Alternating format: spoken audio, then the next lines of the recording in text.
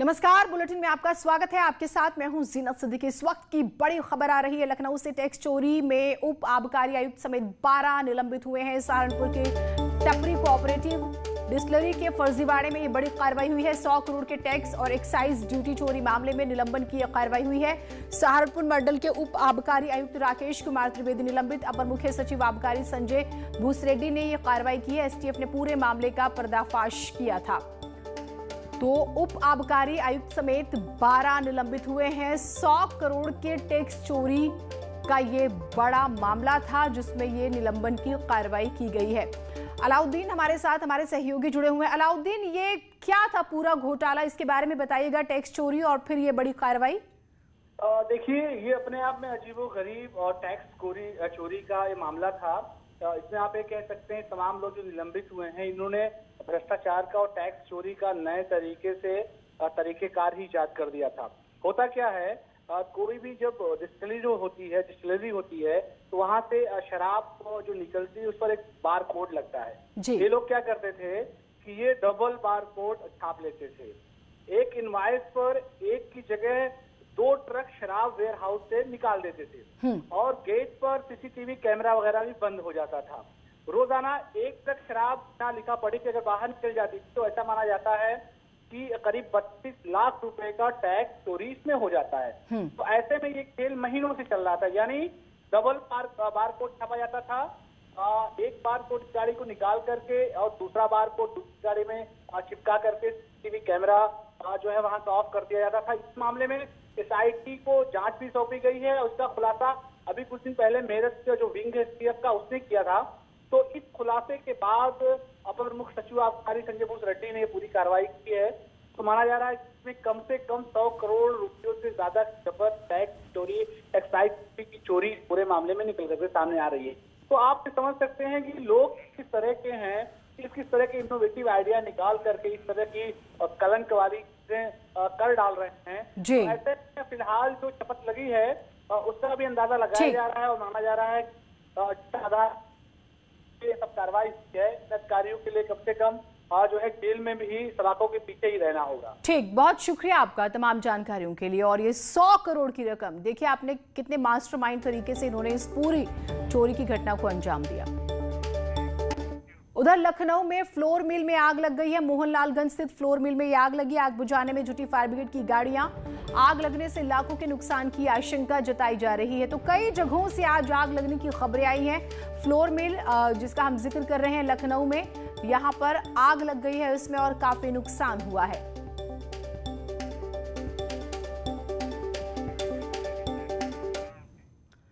और इसी बीच एक और बड़ी खबर रायबरेली से, जहां मॉडर्न रेल कोच कारखाने के सेल शॉप में आग लग गई। रायबरेली भीषण आग यहां पर भी लगती है। रायबरेली में मॉडर्न रेल कोच कारखाने के सेल शॉप में आग लगी और इसे बुझाने की कोशिश में फायर ब्रिगेड की गाड़ियां लगी हुई हैं।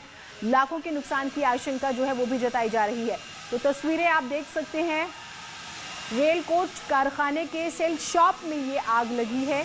तस्वीरें आप लगातार देख रहे हैं।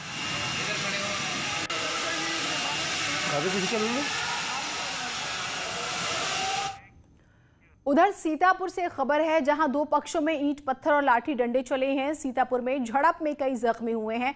तो 2 पक्षों में मारपीट की खबर आ रही है। यहां पर भी ईंट पत्थर लाठी डंडे सब कुछ चले।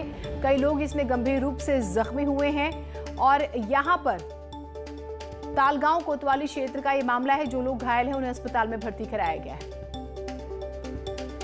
तो तस्वीरें आप देख पा रहे हैं। देखिए कैसे बड़ी बड़ी ईंटें जो हैं बरसाई जा रही हैं, एक दूसरे पर पत्थर बरसाए जा रहे हैं। और यहाँ देखिए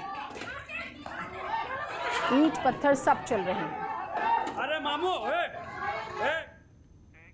खबर जौनपुर से, जहां 2 पक्षों में जमकर लाठी डंडे चले। इस मारपीट में 6 लोग जख्मी हुए, जिसमें से एक की हालत नाजुक बनी हुई है। 2 पक्षों में मारपीट का ये मामला है। मामूली विवाद को लेकर लाठी डंडे यहां पर भी चल गए। 6 लोग जख्मी हैं। ट्रॉमा सेंटर में इनका इलाज चल रहा है। जलालपुर थाना क्षेत्र का मामला।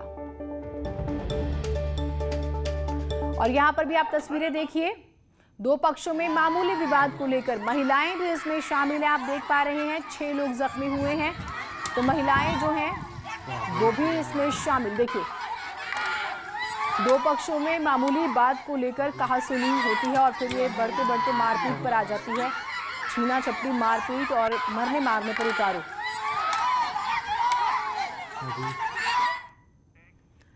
आज महापंचायतों का सुपर संडे है। मेरठ, बागपत और गाजीपुर बॉर्डर, हर जगह पंचायत है। मेरठ की बात करें तो प्रियंका गांधी इसमें शामिल होंगी, बागपत में जयंत चौधरी शामिल होंगे, गाजीपुर बॉर्डर पर कई किसान नेता शामिल होंगे और किसान जो हैं वो काले कानूनों की वापसी की मांग कर रहे हैं। तो 3 तस्वीरें आपको हम दिखा रहे हैं। देखिए 2 तस्वीरें पहले आप देखिए, बागपत में महापंचायत, जयंत चौधरी यहां पर शामिल होंगे, प्रियंका गांधी जो है मेरठ की महापंचायत में शामिल होंगी। लगातार इन महापंचायतों को अब रैलियों का नाम भी दिया जा रहा है, जिस तरह से नेता पहुंच रहे हैं। कुल मिलाकर सियासी हित साधने की कोशिश जो है वो हो रही है। उमेश हमारे साथ मेरठ से जुड़ गए। उमेश, कब तक प्रियंका गांधी पहुंचेंगी? मेरी गुजारिश है हमारे सांसद जी हाँ, देखिए जीना जी, पश्चिमी उत्तर प्रदेश में पंचायती बयार बह रही है, पंचायती हवा बह रही है और ऐसा शोर थोड़ा सा ज्यादा हो रहा था, आपने देखा रैली स्थल पर, जिसकी वजह से थोड़ी सी तकनीकी खराबी हो गई। बात करने की हम कोशिश करेंगे उमेश से, लेकिन लगातार जो है आप तस्वीरें देख पा रहे हैं मेरठ में। कुछ देर में, यूं तो 2 बजे का वक्त तय हुआ था, लेकिन अभी जो है अपडेट हम लेने की कोशिश कर रहे हैं उमेश से। उमेश, आप अपनी बात रखिए। उमेश, पश्चिमी उत्तर प्रदेश के सम्मानित अध्यक्ष जी हाँ, मैं कह रहा था कि प्रियंका गांधी तकरीबन 2 बजे तक यहाँ पहुंचेंगी और इस सभा को संबोधित करेंगी।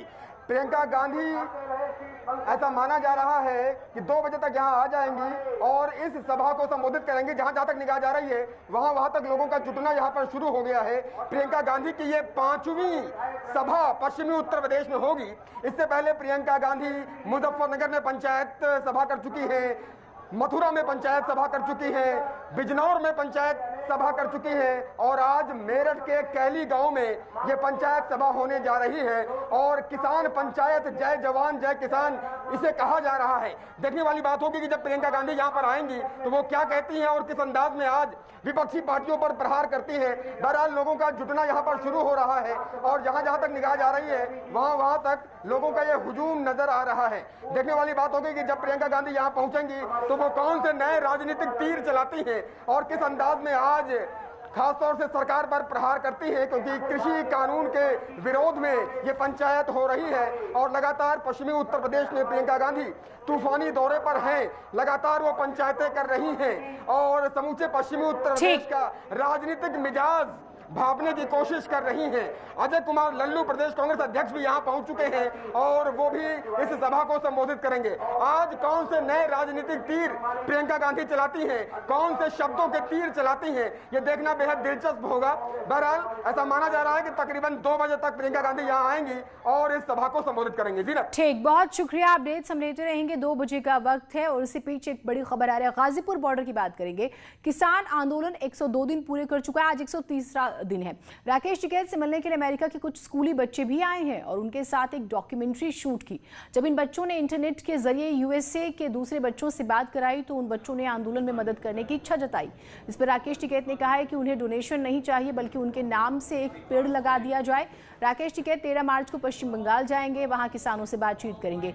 केरल दिवस के रूप में आंदोलन मनाया जा रहा है। आज केरल से आए किसान नेता भी मंच संभालेंगे।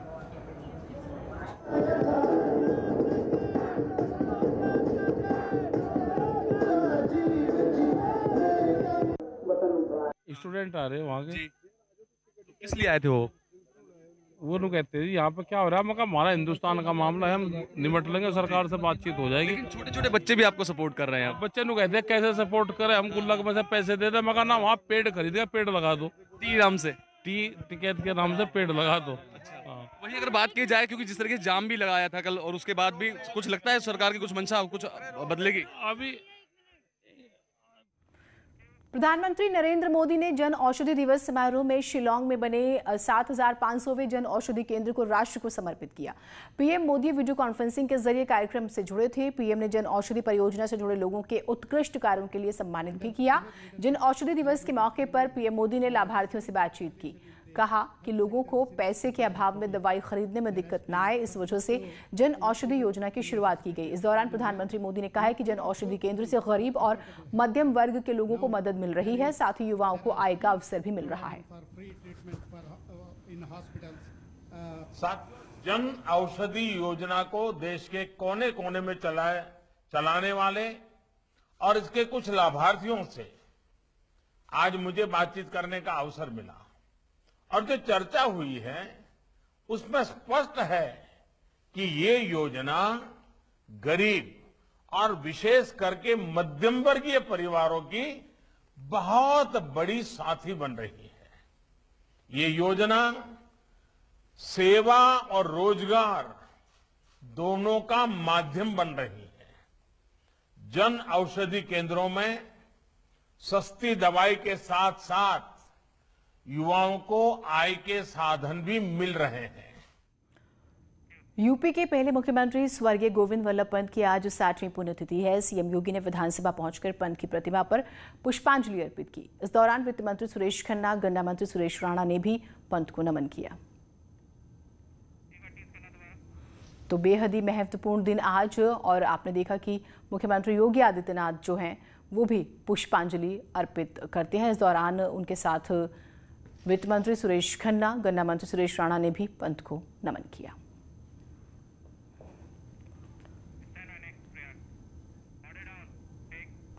एक बड़ी खबर प्रयागराज से आ रही है, जहां अतीक अहमद के अवैध निर्माण पर कार्रवाई हो रही है। पीडीए का बुलडोजर सरकारी जमीन पर जो है अवैध कब्जे को हटाने में जुटा हुआ है। प्रयागराज से बड़ी खबर आ रही है, लगातार ये कार्रवाई जारी है। जो भी गैर कानूनी तरीके से निर्माण कराया गया है, बाकायदा मौका दिया गया कि आप उसके कागज दिखाइए, आपने कैसे संपत्ति को अर्जित किया वो दिखाइए, और अगर जवाब नहीं है तो फिर ये कार्रवाई होती है।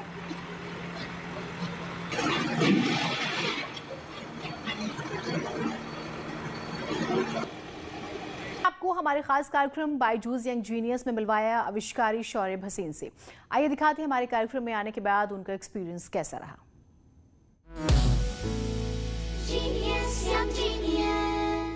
बायजूस यंग जीनियस, इस मंच पर हम मिले हैं कुछ थिंकर्स, इनोवेटर्स, परफॉर्मर्स, अलग अलग टैलेंट देश के कोने कोने से।